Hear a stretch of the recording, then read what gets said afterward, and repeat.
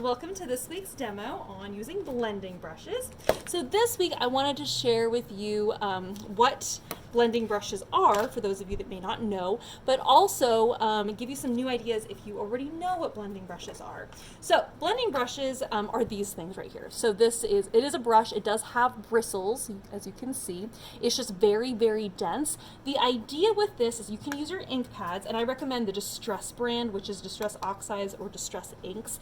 They are ink pads. The Distress Oxide brand, the ink stays wet a little bit longer, so you can actually blend them a little bit better. So I'm just going to give you just a quick, brief synopsis on how to use the blending brushes traditionally.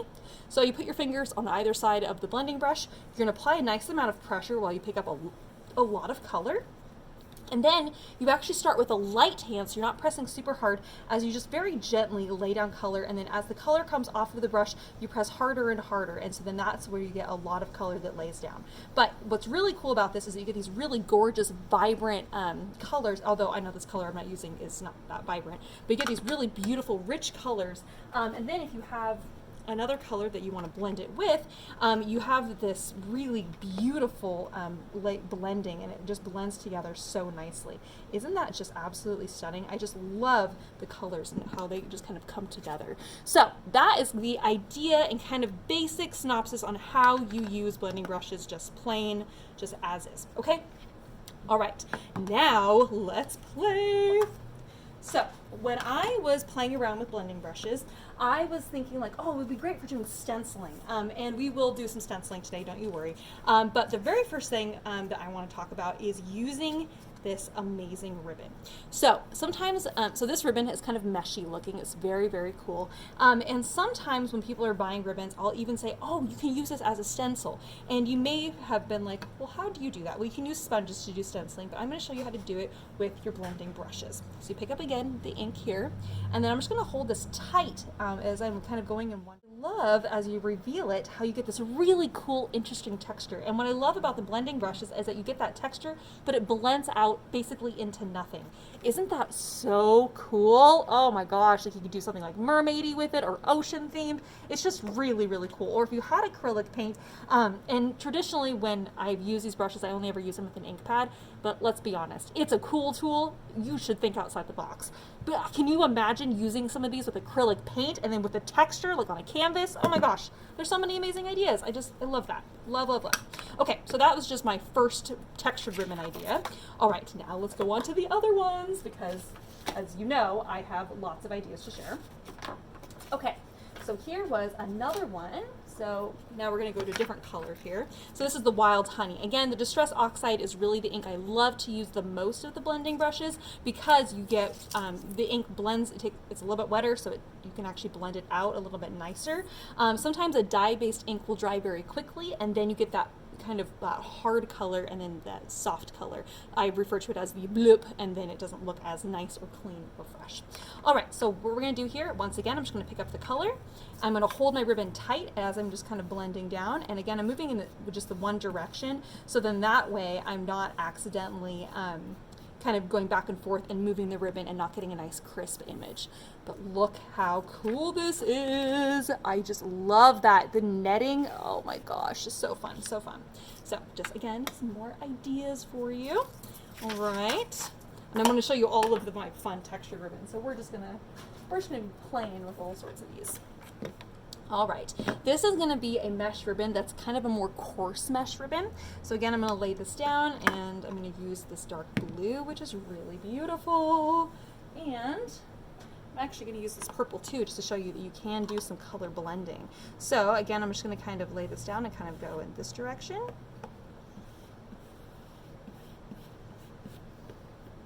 Let's see if I got a nice crisp image. Ooh, that looks really cool. All right, so now I'm just going to do this over here. And I'm realizing I'm not holding my ribbon down as tight as I would like, but that's okay. Sometimes things move. Ooh, very, very fun. And then we'll go into the full purple. Oh, Oh my gosh, look how cool that is. Kind of looks almost like a confetti kind of background, just ever so slightly. And I did get a little bit of some marks in here between where the ribbon was at. But I just love how you get that just really interesting texture that you can use with your blending brushes and just cool textured ribbon. I just think that's really, really fun. Okay. All right, got one more. So with this guy, this is a super, super fine, it's a very delicate mesh ribbon. And when I was first playing with this, I was like, I don't know if this idea is really gonna work, but you know, let's just see what happens. So again, we're just gonna lay that down kind of tight, and then we're just gonna brush this across. Whoops, I can already see that my ribbon moved just a little bit on me, but that's okay because it doesn't need to be perfect.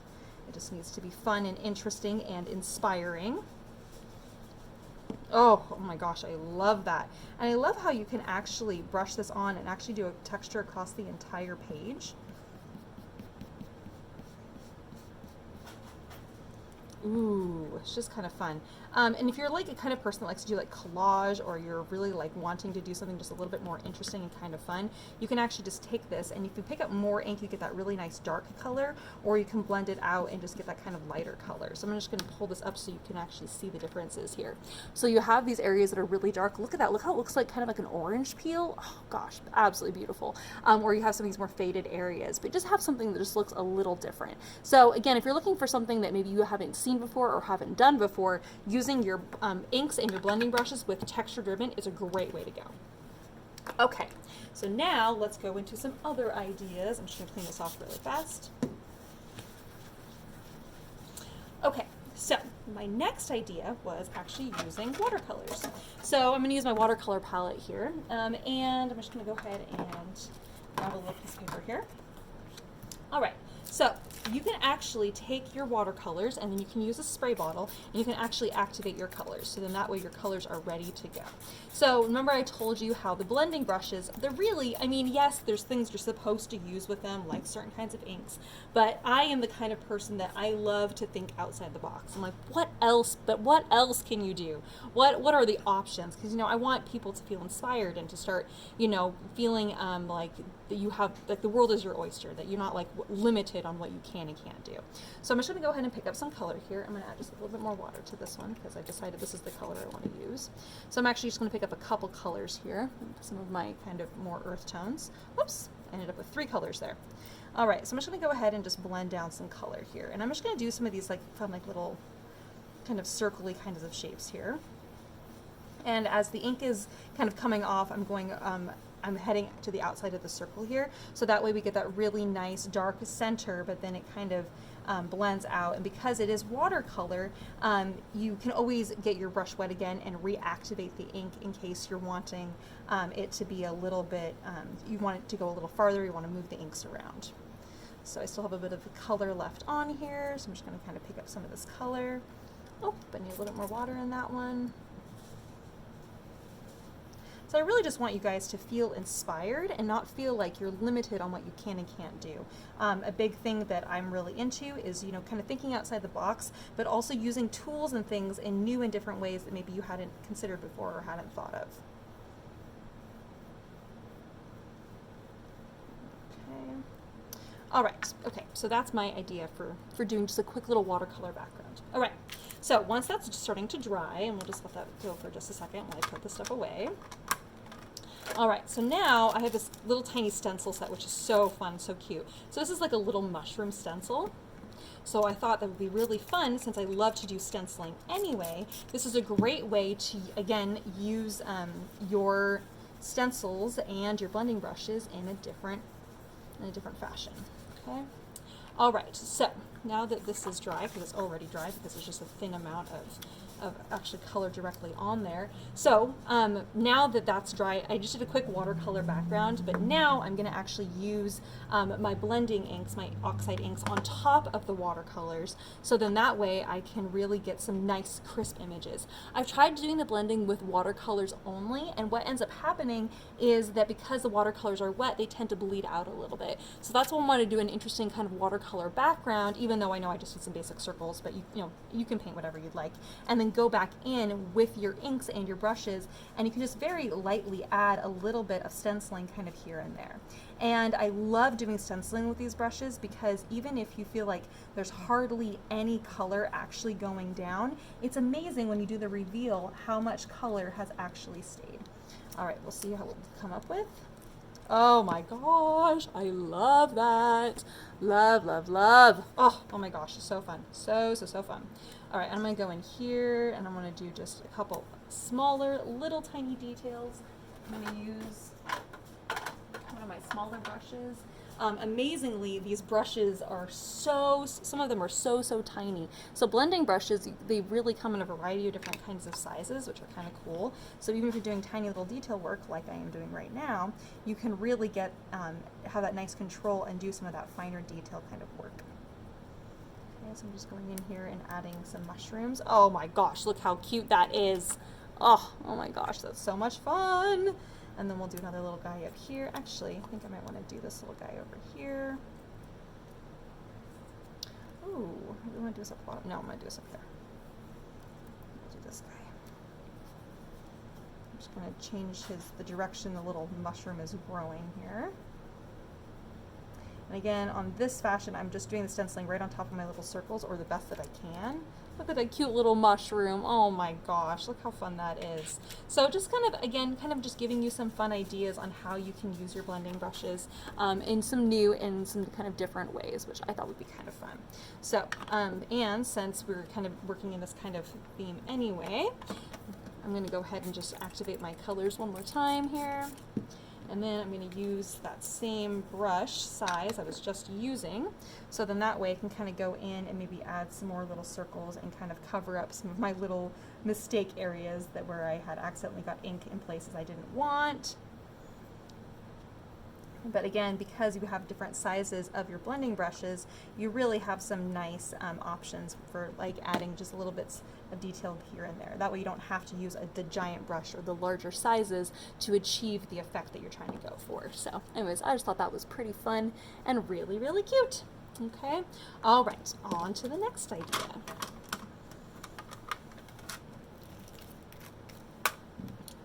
Okay, so sometimes you may have a situation where you are wanting to use some die cuts. So these are just some little die cut hearts that I did, and so I have the little cutout pieces over here off to the side.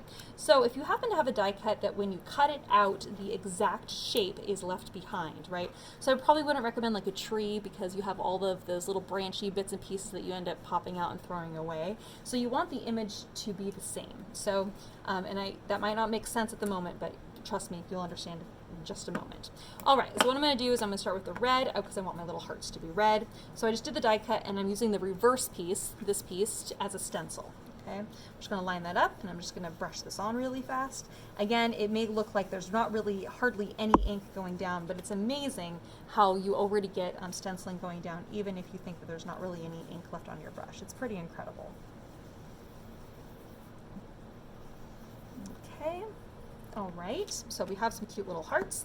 All right, so let's say you want to do the background and you want to do it fun or different, or you want to change it up. So what you can do, this is double-sided tape that you can actually, that's removable, so that way it's not like a permanent double-sided tape. And I'm just going to go ahead and lay these on right on top of where we just did our stenciling, right? So now this is acting as a mask. Okay, and again, I just have a tiny little bit of double-sided tape on the back side of each of these. And so what's happening here is that then it's going to mask off what we just created, so that way you can do something different around the hearts, around the outside. Okay. All right, so I'm just going to go ahead and stick this down. And this guy. All right. Okay, so now it looks like you just have hearts stuck on a page. But now let's say we want to do something different. So I'm going to go ahead and I want to do like a bunch of like hearts, like they're kind of floating, and I think I'm going to do that in a different color. Let's see what else I have in here. Oh, I think I'm just going to do something a little different. I'm going to do some black hearts. I know that seems just like super bizarre, but why not? Just so I can show you my idea here. Okay, so we're going to do some little darker hearts here. kind of change it up a little bit. And I want them to kind of be like kind of all over the place. Oh, let's make sure that guy is stuck in place there, not moving on me. Okay, and we'll do something over here too. All right, so we're just going to kind of go with this kind of idea. All right, and then let's say we want to do like some splatter. We want to like change it up. So I'm going to do, I'm going to smush my ink pad down here so I can get a black splatter, and smush my ink pad down here so I can get a red splatter. I'm going to use my water brush here so I can pick up some black color because this ink moves with water. So then I can kind of do some fun splatter all around.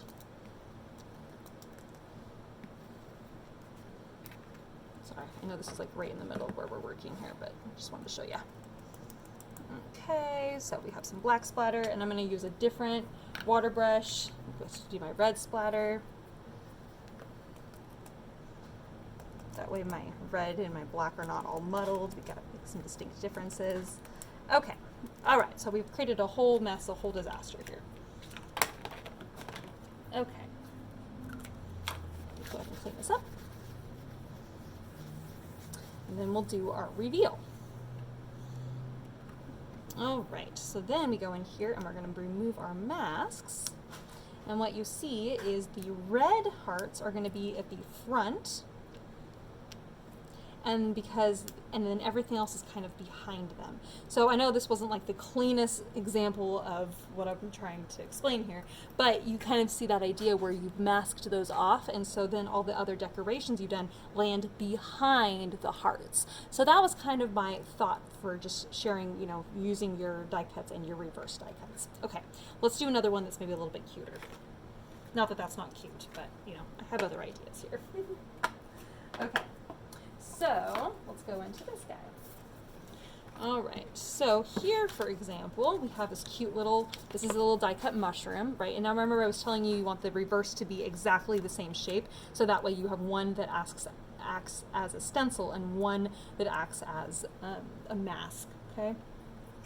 All right, so I want a little row of mushrooms here. So I think first thing I'm gonna do is I'm just gonna do some little blending down here with some grass. So I'm gonna make a little grassy area here. So first thing I'm gonna do is lay this down. I don't know if you guys can see that. I'm kind of masking it off a little bit.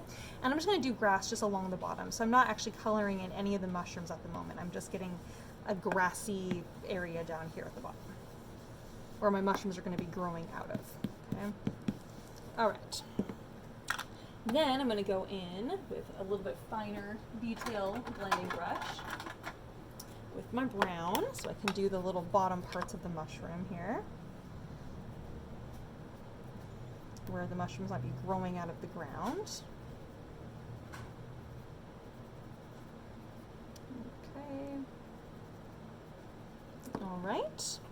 And then we're going to go in and we're going to add the red at the top of the cute little mushrooms. Right. Again, we're just lining up our mask.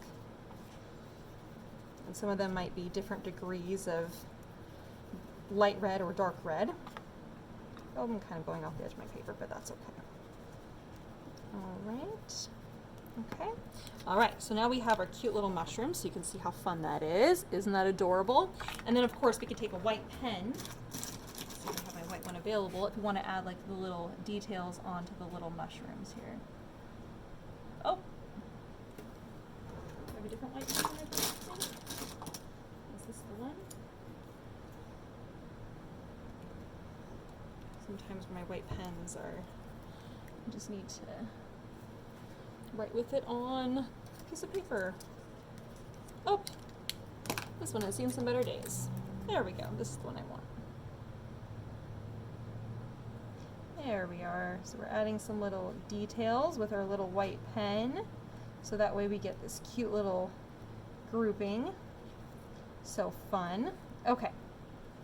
So once you've done all your details and you're really pleased with how that's coming together, all right, I'm gonna let that white pen totally dry there. Okay, so then we want to create a fun sky. So what we want to do is we're gonna go in. I didn't necessarily want it to have a purple sky, but maybe it will end up being kind of purpley blue.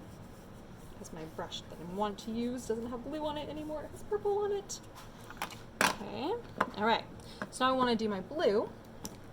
So I'm going to go ahead and lay this down as a mask. So I'm totally blocking off what I've just created, okay? You can lay that down. You can use a little bit of double-sided tape if you need to. But I'm just going to go ahead and I'm just going to add just a little bit of color up here. Okay, I know I got some red on the side here. We'll just kind of leave that. Oh my gosh. Let's use the cloud stencil, you guys.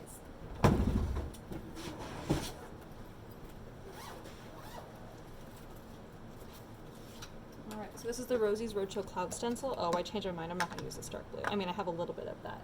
But let's use a fun color. This one. Alright. We'll come back and I'll use that again. Alright, so when you're using your cloud stencil, you want to start at the top and work your way down.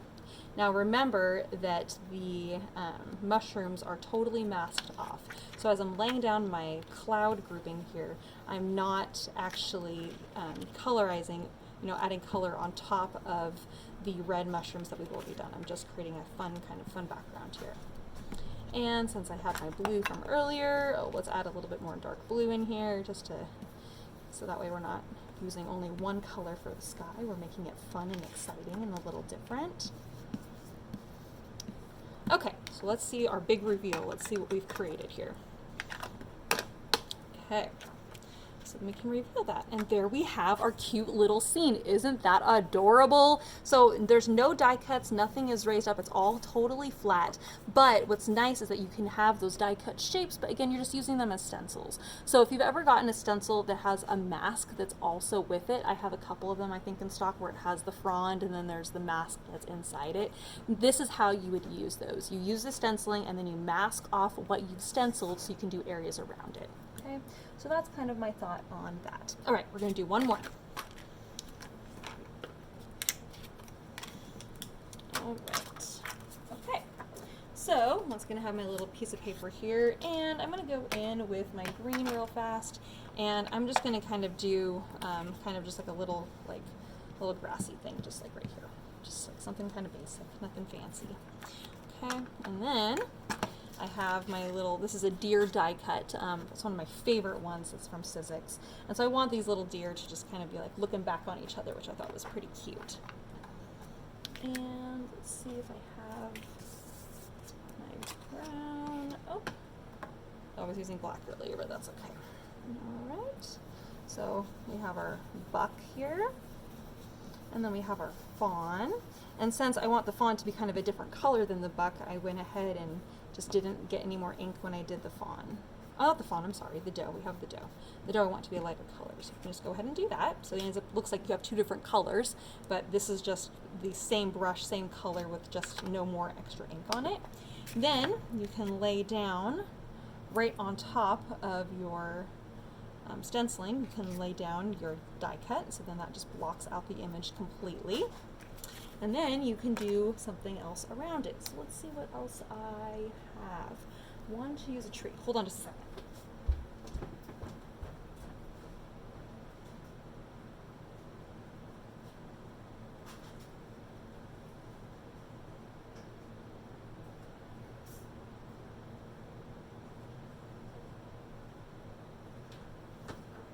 I had done this tree die cut earlier. I'd cut out, and then I just have some scraps left over. I just want something, and I know that this isn't gonna, there's pieces of this tree that are missing. See how that middle section right there is missing? So it's not gonna come across as well as I'd like, but I can stick that on the side, and I can do a little bit of stenciling, and I'm gonna pick up actually some of this black. Oop, I wanna make sure that doesn't move there. Again, you can use double-sided tape on that if you'd like. All right, I'm gonna go ahead and just stick that down. I'm going to use black, just so it's a slightly different color than the buck itself. Okay, so we just have a little bit of a some branches over there. And I'm going to do the same thing over here. Again, I'm going to just block that off so it doesn't go onto her. And then we're just going to do this on the side here. Okay, all right. So then you get this really cool effect here, again, where you have just like some branches and you kind of block it off so it looks like he's standing in front of the tree. So using masks in a different way like that really makes it so that you can kind of customize your design a little bit and put things in different areas. So that was my thought process there. All right, you guys, so that's today's demo on using your blending brushes in new and different ways. Hope you guys learned something new. Hope you had fun. I always love using stencils and making things in new and different ways that maybe you hadn't thought of before. So hopefully you guys were inspired and now you want to go home and play.